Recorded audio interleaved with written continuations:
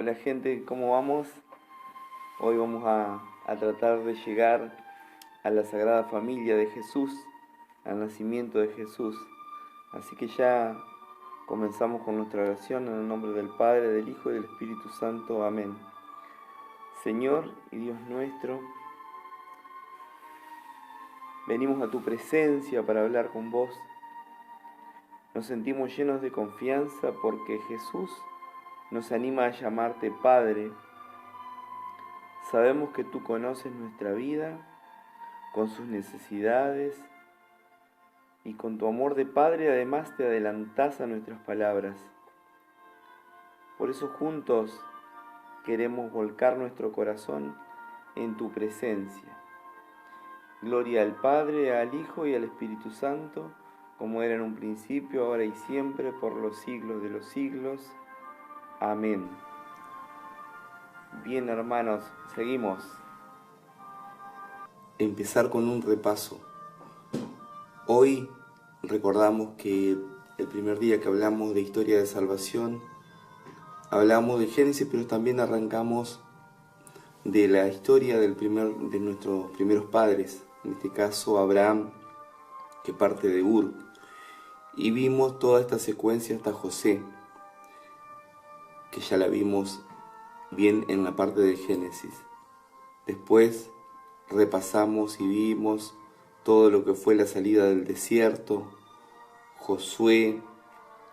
Moisés, Josué, los jueces, que yo les decía que eran como los caudillos. Y hoy vamos a ver cómo sigue la historia a partir de conocer algunos aspectos de la Biblia, algunos puntos importantes como los números, como las imágenes, lo que se llama la teofanía, la manifestación de Dios al hombre. Dios se va revelando a través de la historia y eso no es algo estanco, sino que se va moviendo como el agua del río, se va movilizando permanentemente y va haciendo nuevas las cosas, ¿no? Y vamos conociendo mejor a Dios cada tiempo, cada generación va conociendo mejor a Dios, su forma de proceder, su amor, su forma de haber criado al ser humano. Seguimos hoy con nuestra historia entonces. Les decía que, a ver si vuelvo un poquito para atrás,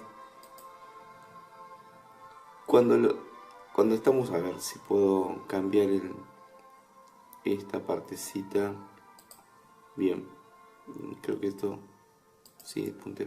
Esto aquí, si ustedes ven, son los jueces que están caricaturizados acá, ¿no? O por lo menos como imagen, pero que representaban, digamos, de las 12 tribus de Israel, distintos caudillos que lideraban esas tribus y que con el tiempo vieron la necesidad de que necesitaban autoridad. También el Señor le iba infundiendo ese espíritu, digamos, para poder elegir una autoridad que sea acorde al pueblo que estaba cada vez más grande, ¿no? Así que ahora vamos a proceder, vamos a ver cómo esta historia de nuestra salvación continúa, cómo sigue la historia de Israel, que también son la historia nuestra. Va a suceder después que se empieza la primera monarquía que de la mano va a venir de la mano de un profeta. Ustedes saben que los profetas empezaron a influir grandemente en Israel y la aparición de la monarquía es debido a Samuel, donde interviene para, a través de él, ungir al primer rey, que va a ser Saúl. Que ustedes ven en la figura ahí, Saúl va a ser el primer rey entonces de Israel, luego lo va a suceder David. Ya ustedes, David es muy conocido, digamos, el gran rey de Israel, y que como esto es Biblia de cero no quiero adelantar, pero generalmente hay muchas canciones de la renovación que baila, baila, baila como lo hacía el rey David, cosas así, que han sido tomados de la Biblia, por supuesto, y que nos hablan de este rey importantísimo, que va a ser del linaje. Después dirán que Jesús era del linaje de David. incluso a Jesús le van a decir hijo de David muchas veces, ¿no? Bien, este era el rey David, entonces, el que tenemos aquí, que, bueno, gobernó en su esplendor a Israel. No sé, compararlo acá, no sé con qué, yo no soy mucho de nombrar a algún político, pero vieron que el peronismo en Argentina, digamos, es como si fuera Perón, diríamos, una imagen así, no sé cómo es. Un rey idealizado y el mejor que hubo, digamos. Sería así, para que ustedes lo pongan en una imagen que sigue vigente, digamos. Bien, siempre ellos van a estar deseando que venga un rey como David. En las escrituras se nota mucho eso, sobre todo en el Antiguo Testamento. Y David le va a querer construir un templo al Señor, porque se acuerdan que el Señor venía en el arca de la alianza por el desierto, acompañando al pueblo en su caminar. Pero ahora David va a querer hacerle un templo y el Señor le va a decir: ¿y qué templo me vas a hacer vos si todo el universo es mío? ¿Qué me vas a hacer un pedacito de tierra? Bueno, la cosa es que David no logra hacer ese templo. Esto de David también tenía, digamos, no era alguien perfecto, tenía también grandes defectos. Muchas veces nosotros los cristianos por ahí, sobre todo en la renovación, idealizamos al rey David, pero bueno, cuando conocemos un poquito la historia de él, es como cualquier otro ser humano, digamos, con sus errores, con sus grandes errores, digamos, y que va a pasar por la vida también dejando cosas positivas y negativas, ¿no? De él va a ser que le sucede en el reinado Salomón. Este rey sí va a ser el que va a construir el templo de Jerusalén, importantísimo también para nuestra cultura. Yo no sé si ustedes saben, pero actualmente no existe el templo de Jerusalén, sino que quedó el muro, que lo conocemos como el Muro de los Lamentos.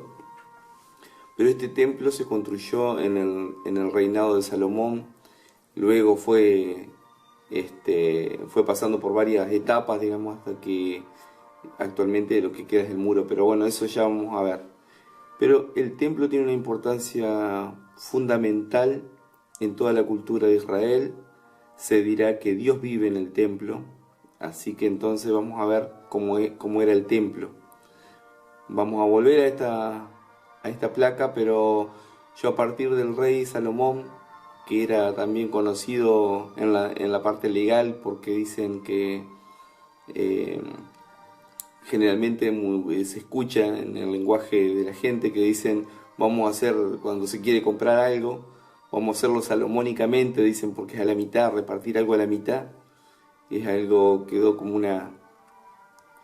algo permanente en la gente de decir así, y era porque en una oportunidad una mujer llegó ante Salomón diciendo que con un bebé que era el hijo de ella, y llegaron dos mujeres reclamando que era la madre del hijo.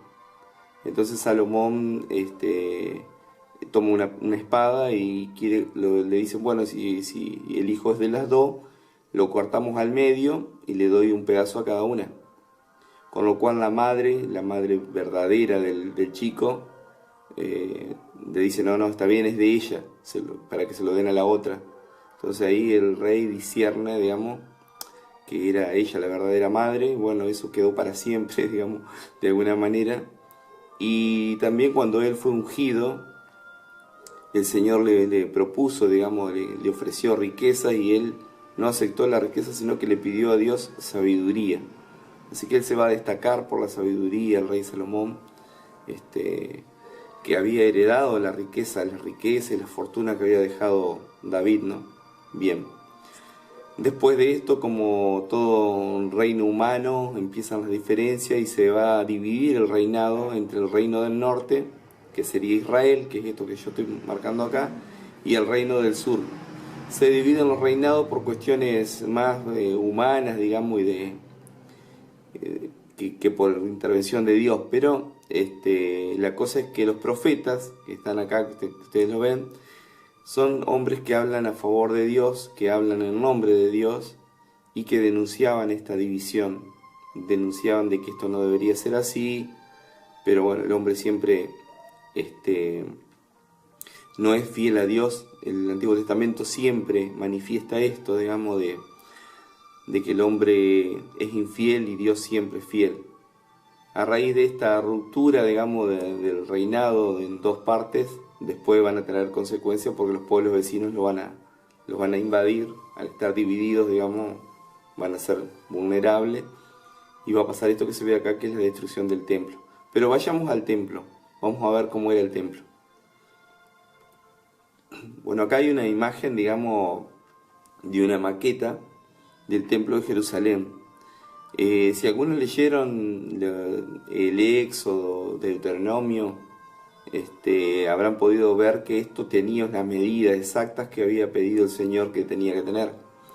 Así que bueno, mientras caminaban por el desierto tenían una carpa donde iban llevando el arca y tenía las mismas dimensiones que el templo.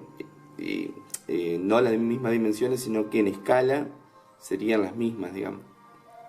Si por ejemplo tenía 10 codos, que sería la medida de un codo, bueno, tenía 100 codos, pero se mantenía esa relación, digamos. El templo es importante porque en esta parte de acá, adentro, bien adentro, estaba Dios, digamos, y no podía entrar nadie, solamente el sumo sacerdote una vez al año. Entonces toda la gente de los distintos pueblos peregrinaba a Jerusalén. Eso es importante porque se acuerdan que Jesús peregrinaba a Jerusalén también, y ahí donde fue que se produjo este acontecimiento de su muerte, ¿no? Tan conocido por nosotros. Así que bueno, el templo de Jerusalén es donde en su interior habitaba Dios para la comunidad y para la mente judía de aquel momento. Todo esto que ustedes ven acá previo al templo tenía un lugar donde se hacían los sacrificios, distintos aspectos que si ustedes leyeron está descrito esto, cómo era la liturgia, diríamos, del templo de Jerusalén. Todo buen judío debía ir todos los años a Jerusalén. ¿Se acuerdan que Jesús peregrinó a Jerusalén a los 12 años? Que por ahí se cuenta mucho en la liturgia, y ahí estaban los doctores de la ley y los escribas, que eran los que guardaban las escrituras en este templo. Bien, por supuesto, digamos, todo escrito sagrado se conservaba en este lugar. El centro de toda la cultura de Israel entonces giraba en torno al templo, ¿no? Porque nosotros por ahí también, una cosa que he notado por ahí, y que muchas veces nosotros los cristianos cuando escuchamos Biblia o escuchamos que leen la Biblia o vamos comprendiendo, no sé si es el caso de todos, pero en mi caso, por ejemplo, yo siempre pensaba que cuando Jesús hablaba, iba a la sinagoga, o cuando yo me escucho de sinagoga, pensé que sinagoga y templo era lo mismo. Pero resulta que no, resulta que el templo era en Jerusalén únicamente, y las sinagogas estaban esparcidas por todos los pueblos, eran pequeñas capillas, diríamos, donde todos los sábados los judíos se reunían, digamos, a celebrar la palabra. Pero el templo era algo muy central, la presencia de Dios ahí, y ahí se llevaban las ofrendas, se llevaban todo para expiar los pecados, o sea que es muy importante tener en cuenta esto del templo. Había gente dedicada especialmente a cuidar de este templo, y vivía en torno a él, digamos, ¿no? Bien, creo que yo le di un tiempito a esto del templo porque me pareció muy importante para entender también la mentalidad de Jesús, la mentalidad de los apóstoles, etc., ¿no? Bien, seguimos. Habíamos quedado que el reino se había dividido, y entonces va a venir el destierro, también muy citado en el Antiguo Testamento, digamos, digamos, esta falta que los profetas le anunciaban de que no tenían que dividirse, y ellos por su obstinación se dividieron, por su obstinación humana, digamos, y después va a venir este ataque de los pueblos vecinos. El reino del norte será conquistado por los asirios y el reino del sur será conquistado por Babilonia. Y ahí la destrucción del templo. Nosotros siempre escuchamos más Babilonia porque lo importante es el templo ya ahora. Por eso siempre cuando se habla del destierro, se habla del destierro de Babilonia. El de Asiria medio que no adquiere importancia, digamos, ¿no? Bien, así que ahí vemos también que la destrucción del templo acá, qué importante, digamos, ahora ya, anteriormente la mentalidad de ellos era que cuando los atacaban eran porque los dioses de los enemigos eran más fuertes que el Dios de Israel, o les hacía dudar, digamos, les hacía dudar, entonces por ahí caían mucho en la idolatría. Pero en esta oportunidad ellos se dieron cuenta que Dios no los abandonaba, sino que ellos eran los que abandonaban a Dios, y por eso, por sus pecados, digamos, caían en esta destrucción. Cuando se habla en la Biblia siempre del destierro de Babilonia, nosotros pensamos que, o muchos, yo por lo menos pensaba que era que todo el pueblo lo llevaban a Babilonia a trabajar de esclavos. Pero en realidad llevaban a los líderes políticos y religiosos del pueblo, y eran los que los llevaban, como se ven ahí, como se ven acá, encadenados, y pasaban a cumplir una función, los que eran letrados, en las prisiones que tenían en las otras potencias, ¿no? Diríamos hoy, las potencias, los reinados vecinos, ¿no? Así que para que se entienda más o menos esto cuando hablamos de destierro, lo importante, digamos, que es saber que no era todo el pueblo, sino que iban los líderes, pero sí, digamos, ellos eran los que escribían, ellos eran los que manejaban el pueblo, digamos, en consecuencia, era como que si todo el pueblo se iba, ¿no? O sea, no tenían gobierno propio, el pueblo quedaba sometido al nuevo régimen, digamos. Así que, no sé si soy claro, más o menos, por esto quiso hacerlo rápido para llegar a Jesús. Y ustedes ven acá abajo los años, y ya estamos 600 años antes de Cristo, 500, cuando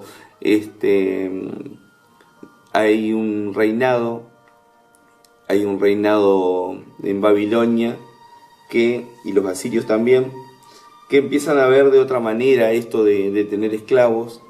Viene un rey que es,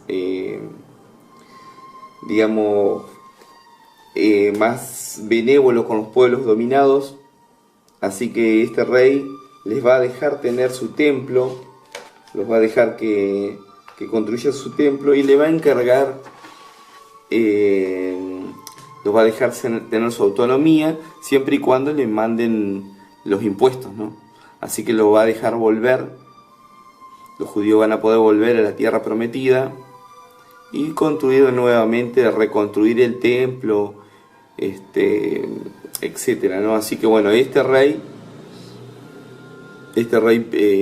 babilonio y rey persas, digamos, van a tener una displicencia con el pueblo, le van a permitir construir el templo, regirse por sus leyes, siempre y cuando sigan enviando los impuestos, digamos, al imperio, ¿no?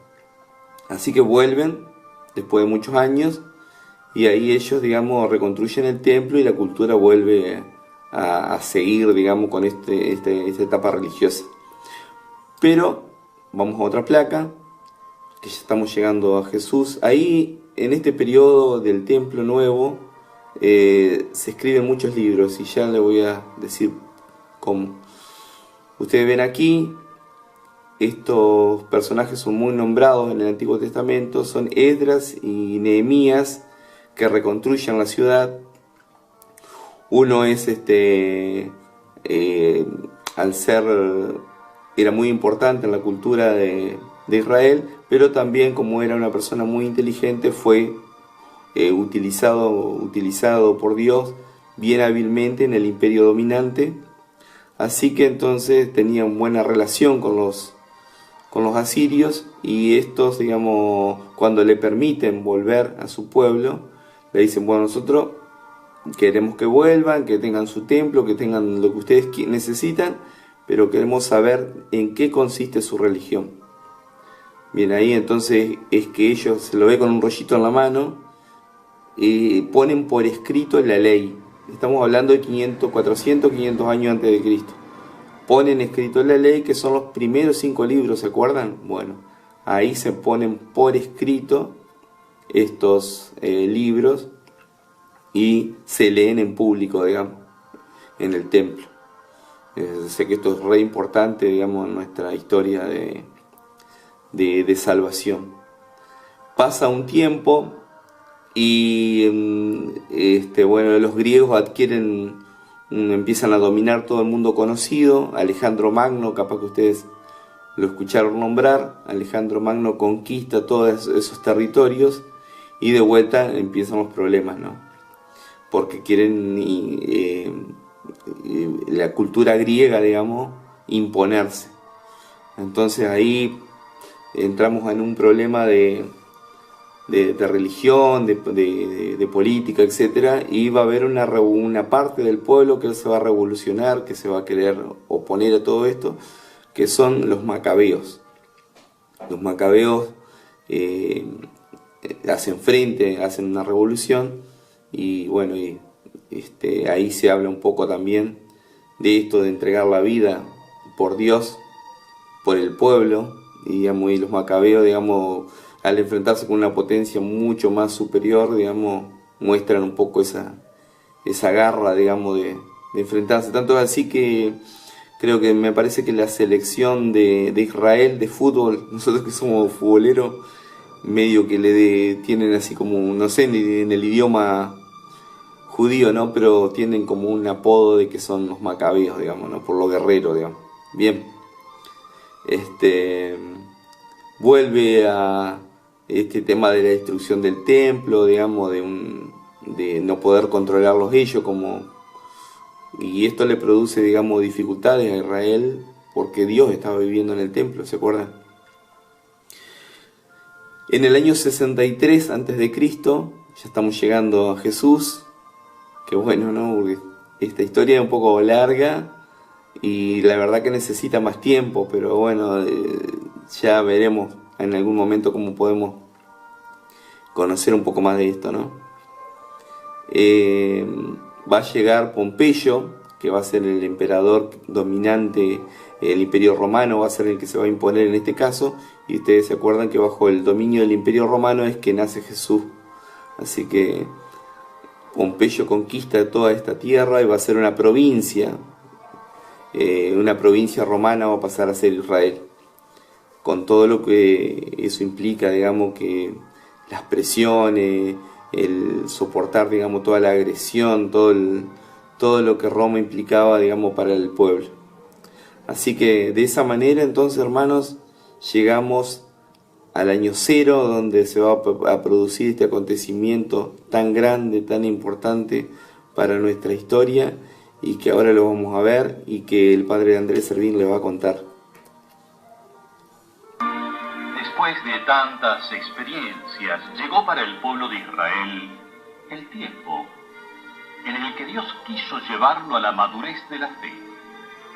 Para eso vino Jesús. Con él se llevó a cabo la experiencia más trascendente de toda la historia. Y Jesús anuncia de que el reino de Dios ha llegado, está presente. Jesús anuncia esta buena noticia, que eso significa la palabra evangelio, y culmina su misión con su muerte y resurrección. Él es la última y definitiva palabra de Dios.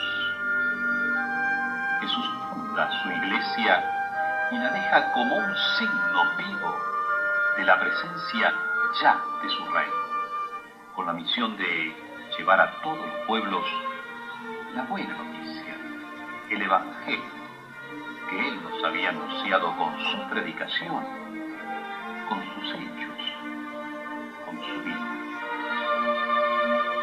La La predicación de los apóstoles se va poniendo por escrito en algunos libros, a veces muy breves, como algunas de las cartas. Los libros fueron aprobados por quienes Jesús puso como pastores responsables de guiar a su iglesia, pasaron a integrar el Nuevo Testamento. Es el tiempo de la nueva Pascua y de la nueva y definitiva alianza.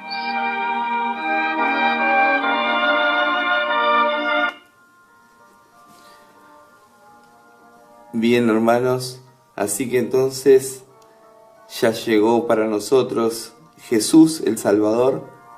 Qué bueno, nos vamos a quedar con esta imagen para el próximo capítulo, donde ya vamos a ver la vida de Jesús, lo que hizo, cómo nació, etc. Así que para eso vamos a leer el capítulo 1 y 2 de Mateo, que ya habíamos leído algunas partecitas. Y ustedes van a ver que cuando empieza Mateo hay una gran genealogía, se llama, que es como el árbol genealógico de nuestra familia. Bien, ahí lo importante que era para el pueblo judío, toda la familia. ¿De dónde venías vos? ¿De qué familia sos? Así que bueno, eso, digamos, quedará para la próxima. Nos despedimos rezando juntos el Ave María, teniendo en cuenta que estamos en el mes de María, ¿no? También he visto que se reza junto el rosario con el Papa Francisco. Qué bueno es saber que estamos todos en un clima de oración frente a esta pandemia que nos afecta a todos. Dios te salve María, llena eres de gracia, el Señor es contigo. Bendita tú eres entre todas las mujeres y bendito es el fruto de tu vientre Jesús. Santa María, Madre de Dios, ruega por nosotros pecadores, ahora y en la hora de nuestra muerte. Amén. Nos despedimos así, hermanos, con la imagen de la Sagrada Familia. Que el Señor Jesús habite en sus corazones y los lleve a la plenitud de la fe. Amén.